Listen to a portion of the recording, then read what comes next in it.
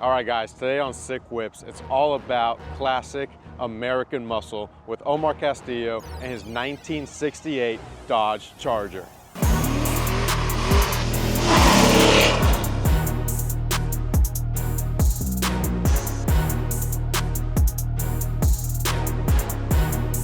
Dude, I could drive this across the country. Yeah. I could.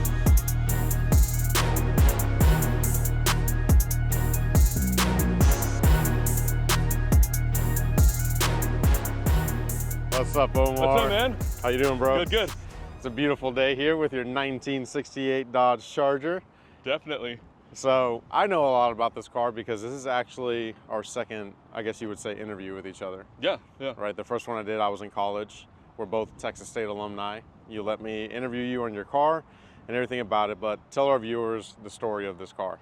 Yeah. Oh, and actually, the first time we did it, the swap wasn't in yet, right? So That's right. So we'll get to talk about that. A lot of history here. Yeah. So pretty much what we talked about during our original interview was just the background and how I came across the car. It all started when I was in high school. I really wanted a Charger. And so I kept looking, and I found one back in '97, if you can believe it or not. That was I guess, the summer between my sophomore and junior year in high school. And I came across this guy. It had a 318 904 transmission, just the base Charger, and the guy had it posted it for $1,100. Wow. And What? I ended up talking him down after telling him that I'd been saving, doing lawns and everything. And so I ended up buying this car for $800. And then just the rest is history. I've had it for, Dude, I guess, ever now. $800. I know, right? Every time. You can't even find a shell that's rusting to the ground for $800. Pretty much every part that I buy now that's needed or something, it's always over $800, you know? So it's just funny how I keep buying the car over and over. Yeah, that's that's funny. So back then you had a 318. Yes. What came after that? So yeah, we had the 318. My dad and I used to pretty much drag race it pretty much every weekend. We would go. It did horrible. I think it did like 16s or something like that. Oh, wow. But it was fun. It was more about the experience and everything. And yeah. we ended up camming it, putting a 4-barrel carb. We did a lot of stuff to it, just as much as you can do to that engine. And then I pretty much parked it right after I left for college to Texas State. And after that, it sat for probably, I don't know, like 7-8 years or so, and then I finally started trying to get back to working on it. I got it running, resurrected it, was just driving like that, and then at one point I convinced my sister, who had I guess it was a 360 bored out to a 402, one of those Mopar crate engines with a 727. So Brian actually helped me with that swap, and we put it in the car. I drove it like that for probably like a year or so. But It was about a year. Yeah, it was about a year, but it was just really, really hard to drive. The car was tuned, or that engine and transmission were tuned for drag racing. I think my sister did 12.9 with that one on a 70 Dart. And so it got to the point where I really wasn't enjoying the car because, kind of like with the 318, that was a little bit more driver friendly and everything, and I got it to where I could essentially take it on a road trip if I wanted to, like knock on wood. But then that's when I came across what if I just go ahead and do a Hemi swap? And so here we go. We did a Gen 3 Hemi swap, took out the Show me. transmission, took out everything, and so now it has a 5.7 Hemi, 345 Hemi with a TKX 5-speed Tremec transmission. So this is what it has now. You know, I always forget, but we did a good job. We did, yeah. And I really appreciate your help, man, with everything. Yeah, that was fun. Man, yeah, it's funny we're talking about this. We put the Gen 3 Hemi in it together. There's a Instagram clip of me and you both standing on this car. Oh, we got so much hate for that video. We got so much hate for the video because we're standing on the fenders over here. We're standing on the wiper cowl trying to put the engine in. Yeah, man, that was a ton of fun. Yeah. And then when we went to wire it, you had the wiring harness, and I was like, oh, I have a cheat code. I have a Challenger I can bring up. So I drove my Challenger up, and we laid the harness on the Challenger, and then we placed everything up into your car. Yeah, and so pretty much that's a question I always get asked is how did you wire it and everything. It originally had a painless wiring kit, and then when I bought the the engine, I went ahead and went Mopar for everything. So I bought the Mopar wire harness, the Mopar ECM, everything. So everything was just pretty much like, what do you call it? Like just plug and play. Thank you. That's what I was thinking of. It was pretty much plug and play. But whenever it got down to actually starting all the wiring, that's whenever Brian came to the rescue with the Challenger, and so we were able to wire it pretty quickly, huh?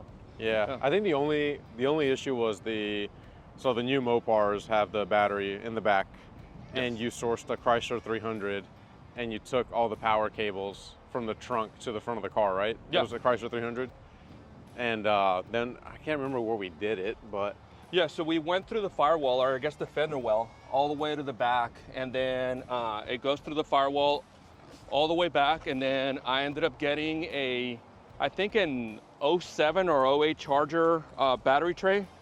So actually, let me get the keys. They're in the back. nice. Yeah, so there you can see it's There you go. Yep. It's a Charger battery tray with a Charger battery and everything, and it's just wired all the way, just exactly like it was from factory on a new car. So cool, so rad. Yeah. This angle right here of this car looks absolutely insane. Okay, so we got the modern engine. What was the transmission again? TKX 5-speed, so it's a Tremec transmission. And the reason I went with that one, it's because it was pretty much the only transmission that I found that would pretty much fit in the hump of the transmission well and everything. So there was going to be no modifications to it really. And I went with Silver Sport transmission, so they have an awesome kit that just includes everything, including the mounts, everything. So it was a pretty simple, well, I say pretty simple, but at the same time, Brian, I appreciate your help with that install as well. So everything was simple. Yeah. But you also, it's kind of like a resto mod, right? Because you also have modern amenities, like you have AC. Yes. So for that one, I did go with, oh my God, I'm going blank on the company. Wasn't it? Oh no, I went blank too. Yeah, they're based out of San Antonio actually, but Vintage Air. Vintage Air, thank you. Yeah, so I went with Vintage Air. I read, is that DeWitt on there? That's not even DeWitt, just kidding. It's still early for us. No, yeah, so with Vintage Air, it came with the traditional kit, everything that goes on it. I really didn't, I was trying to get it as clean as I could, so that's why we wired everything through the back. The ECM and everything is behind the firewall. So I just wanted to really just open it up and just see the engine only. And same thing for the Vintage Air, all the wiring and tubing came through here, and I didn't like the way that looked, so I ended up buying a few extra pieces, universal pieces, and then just bent them, had them welded, aluminum welded, and put everything, so everything is hidden. So a lot of people, whenever they look at it, they don't know that it has AC because it does have the, I guess the compressor at the bottom, unlike the other, like the Ram Hemis that have it right here on the top left side. It's on the top, This one's hidden on the bottom, so a lot of people won't. Well, obviously you can tell with the ports and everything right here, but a lot of people were like, "Oh, does it have AC?" Or whenever they tell them it has AC, they're like, "Wow, really?" So yeah, so that's a really cool thing that it has. So that's power, transmission, we have AC. What about suspension here? What are we running? So for suspension, it's pretty much just stock suspension. I did go with QA1 front struts, but that's pretty much it. It has a heavy duty sway bar from Summit, I believe. And the reason was because the QA1 wasn't available at the time because it was during COVID that we did all this. So a lot of stuff was just pretty much what they had available at the time because I didn't want to keep waiting for more parts to come in. Right. But for the most part, the entire transmission is MOG brand. And so all the bushings, all that stuff, pretty much from front to back is just replacement parts with OE MOG parts. Okay, and wheel and tire setup here? Wheel and tire setup, it has Bassett racing wheels. This one goes back to, and I think I mentioned it in my last video, it goes back to the original BF Goodrich when you're ready to get serious poster, the purple poster of the Charger. Yep. And it had these wheels on them, and back in the day, early 90s, I couldn't find what kind of wheels they were, and finally I found them, so they were Bassett racing wheels. And of course, I wanted to go with the BF Goodrich radial TAs. Fronts are 235/60 15s, and the backs are 295/50 R15s. So they're pretty much almost the exact same size. So if I get a flat, they should be around the same. I think I should have gone with 245s in the front to get it exactly the same, but I really wanted I guess I wanted it to look, and we've had this conversation before that I wanted the sidewall to look exactly in the front, the same in the front and the back. And so I did all the measurements and stuff. So the back wheels, they're 10-inch wheels with 5-inch back spacing. Front ones are 7-inch wheels with 3.75 back spacing, but I felt that that was gonna be like the most accurate representation of front to back to have the sidewalls and everything exactly the same match up. So that's the reason why I went with that setup. Yeah, no, it looks good. Yeah, thanks, man. It looks good. You were driving behind me earlier, and it's like, man, I can't tell if there's a hero or a villain behind me. The car looks so sinister. I know, right? And the stance on it is just absolutely awesome. One thing we didn't talk about is, what hood is this? Oh, wow. So yeah, so this hood, I've had it since, I think like 2004 maybe. And so this is like, I don't even know the brand because I bought it off like back in the day. So it's pretty much a 6-pack hood is what you call it. I don't know exactly the name of it, but fiberglass hood that I bought back in the day. It was so long ago that I actually had to like call someone. They didn't have a website, it had a phone number. Oh, wow. And so I've had it forever, pretty much almost as long as I've had the car. And we've had a few mishaps where you can see that it cracked a little bit.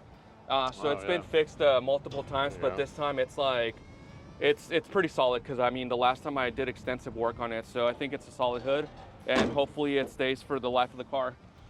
Yeah, I mean, it's funny, again, all the history. You said to get this hood, you had to call somebody. Yeah. This wasn't Amazon overnight, 2-day delivery. It was, you know, like you said, in the 90s, did you buy that hood? No, I bought it in 04. So I've had it since 04, yeah. Where was I in 04? I think like 6th grade. Yeah. I think I was like in 6th grade. Okay, one of my favorite things you've done with this car, which again, you've gotten a lot of heat from on the internet, is the interior. Yeah. So walk me through the inside, what you've done. All right, so yeah, so this one goes out to all the purists. Pretty much the interior is somewhat stock. I did go with some modern Challenger seats. These are from a 2022 Challenger Scat Pack. I originally had some, I think it was 2016 all leather Challenger seats, and I really liked them, but I really wanted to have the suede look to it. And so these are actually working heated and vented seats. I wired all that stuff right here. So yeah, so heated right there, and then this turns on the vent. But originally, whenever I switched over to these seats, these were the Scat Pack B logo seats. Right. And so I really didn't like that just because it has a 5.7.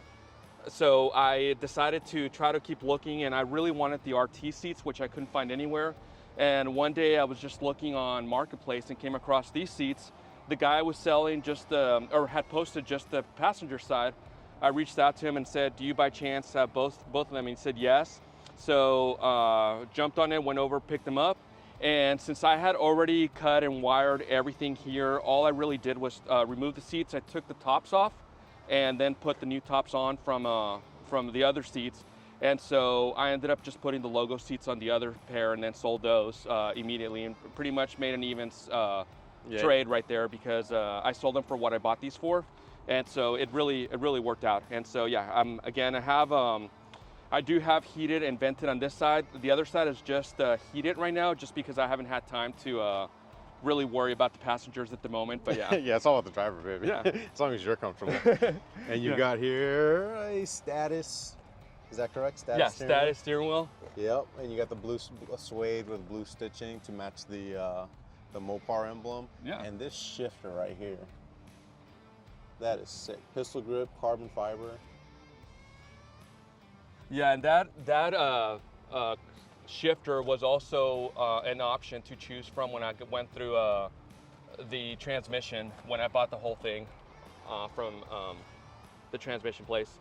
Yeah, and then another thing that it does have like fully digital gauges from Dakota Digital, or I guess they're analog, but they're everything is Dakota Digital brand. Yeah, Dakota Digital. And so, yeah, so that's something that I really wanted to go with because for once, everything is completely accurate on this car as far as the temp, the oil pressure and everything.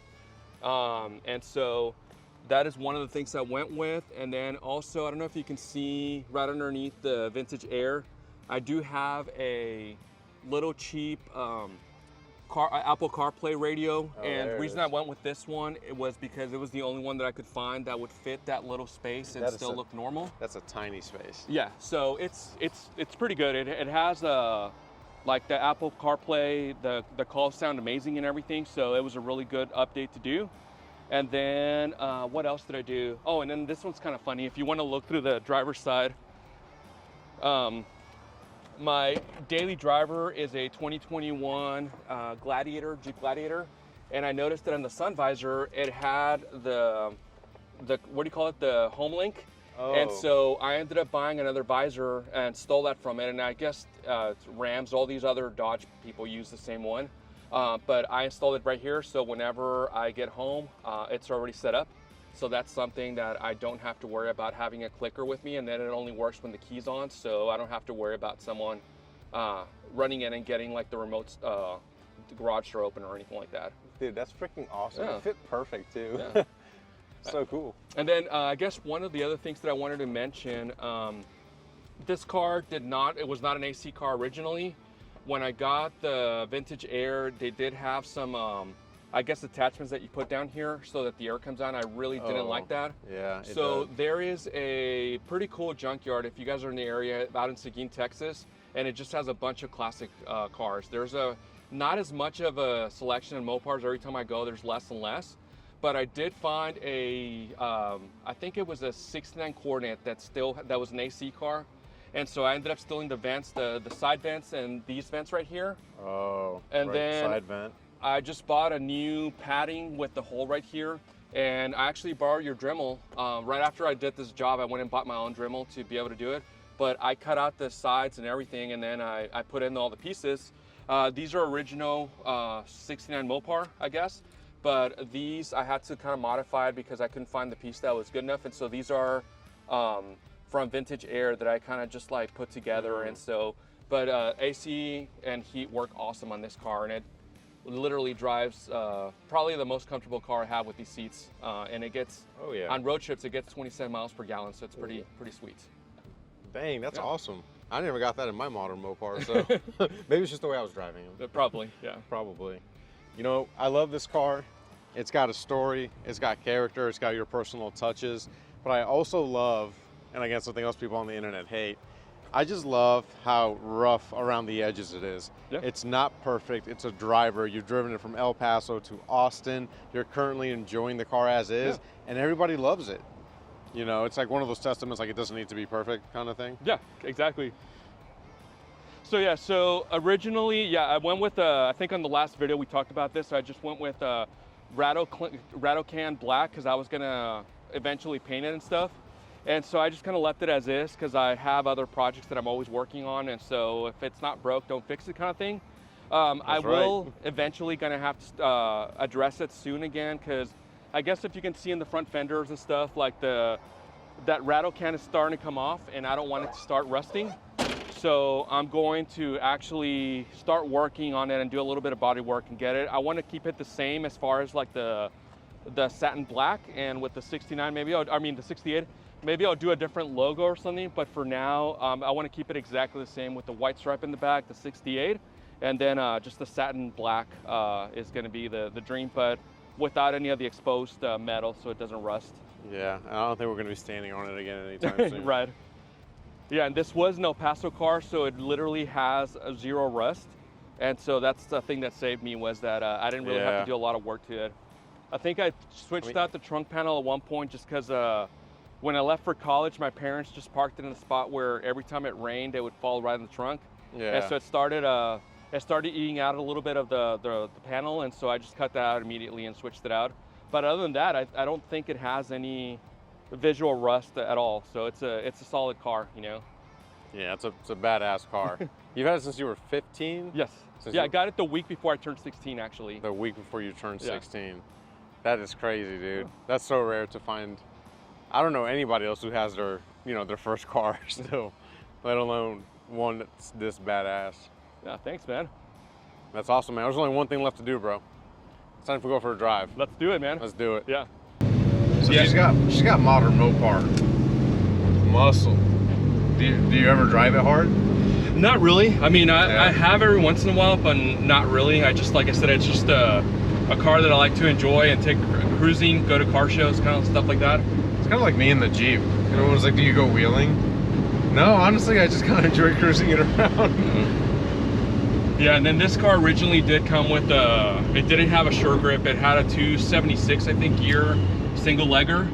And then I guess it was almost like maybe 4 years ago, I came across a, back again to Marketplace, someone was selling a 323 sure grip from a Chrysler Imperial, I think. Yeah. And so I ended up buying that and just really removing the gear or the pumpkin and putting it on this one. Yeah. Just because it wasn't going to fit, so I kind of like took that out, put it in, and it drives awesome now. I think that's like the perfect gear for highway, street, and everything. Yeah. I almost wish I would have had the 355s, but 323s work just as great, I think, or even better for highway and stuff.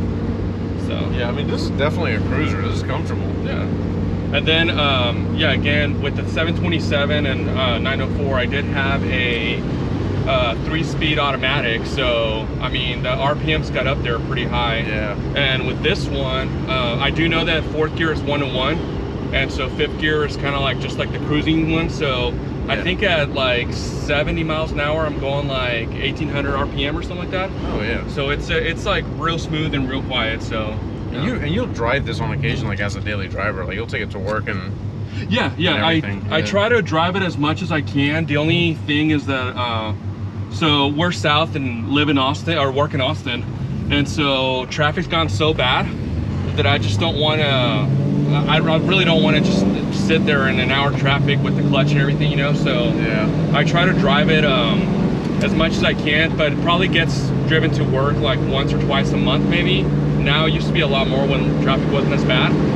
And now I've just been driving that TJ that you saw yesterday, my daughter's TJ. Yeah. And then the Gladiator has so many miles that I've been trying not to drive it as much. But yeah, so. And I guess you can hear the rear end humming, right? Yeah, a little bit. But more than anything, I just hear a lot of wind noise from everywhere. Yeah, oh yeah.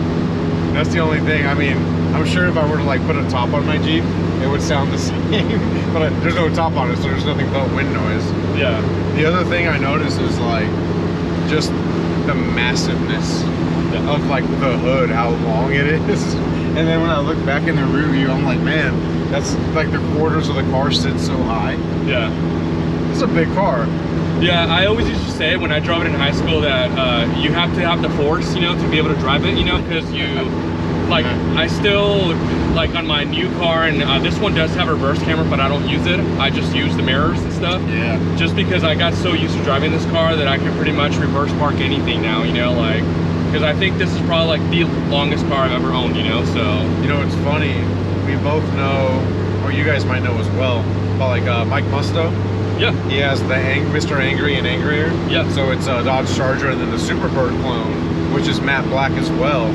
In a really old YouTube video, he measures the Superbird from nose to tail, and it's as long as a Chevy Suburban. Oh wow! Yeah, I believe it. Yeah. It was something crazy like that. So yeah, if you're backing up since high school, a Chevy Suburban-sized vehicle, like chances are you've got it figured out. Back, I guess like late 90s, mid 2000s, every time I parked at a gas station or anything, people would always come and talk to me, and everyone always had a cousin's uncle or a brother or, you know, like a great distant friend or something that had one, you know, so they would come up to me with all these like really cool stories about how they remember, you know, like they would bring back awesome memories of them, like, oh, I remember whenever I drove and did this and we almost died because we spun out and everything. So it doesn't happen as much anymore, but I wish it did, you know, because I really enjoyed hearing those stories from people, you know. So well, you're not hearing them, but you're that friend for me. I'm like, yeah, man, I got a friend who's got a 1968 Dodge Charger, and he almost lost a pinky toe putting it. Oh, I was talking about that at work the other day. They didn't want to see the pictures, but yeah, that was Yeah, that's a fun story. That was a fun story. I think that's when you officially called me in to help. Yeah. So. Yeah, I remember like back when I was telling you the rear end is humming, and I was like, is it supposed to do that? And my dad was like, yeah, all my Mopars did that back in the 70s, you know. And he said, and so besides, it's like, what's the problem? And it's like, if it messes up, just buy a new one. And I was just like, oh, that's a good idea, you know, like that. Yeah.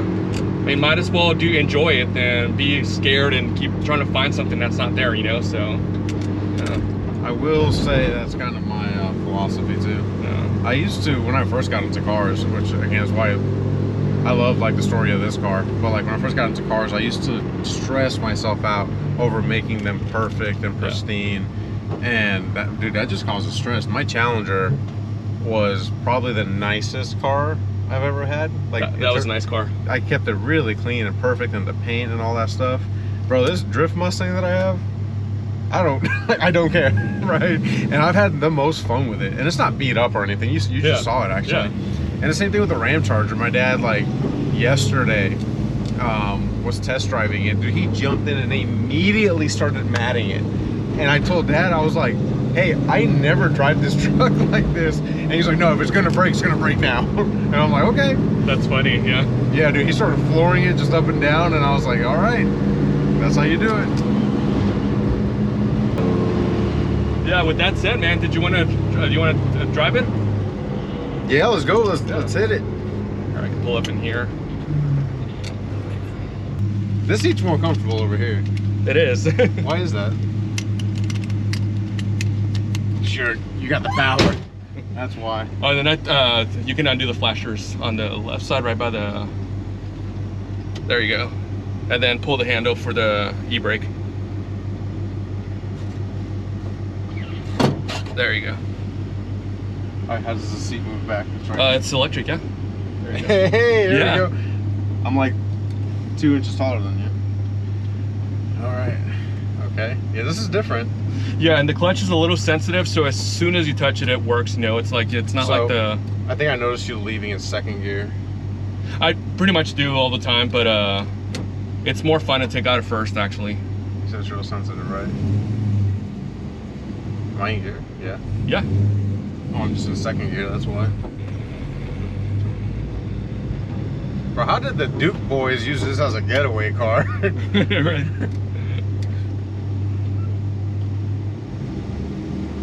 I don't see it.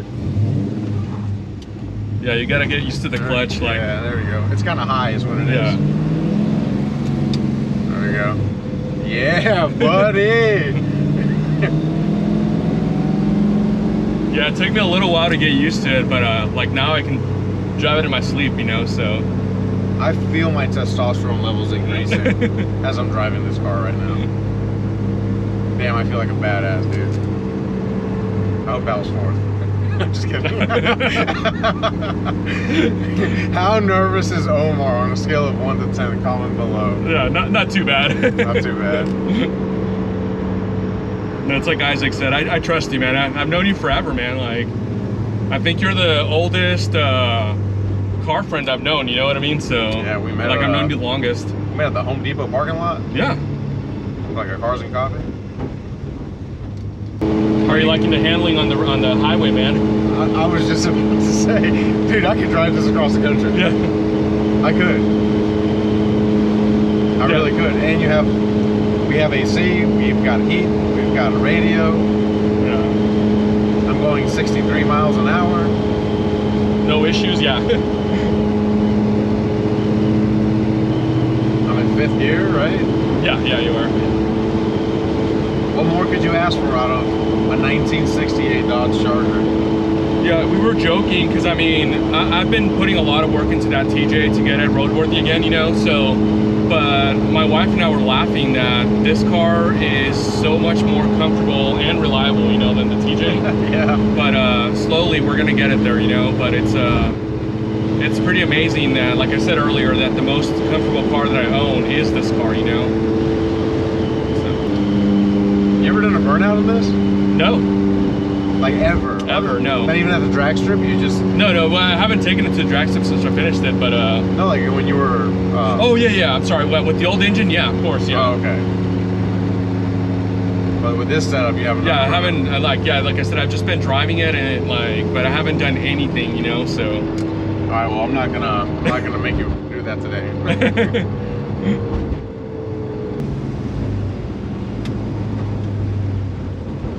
She runs good, brother. Thanks, man.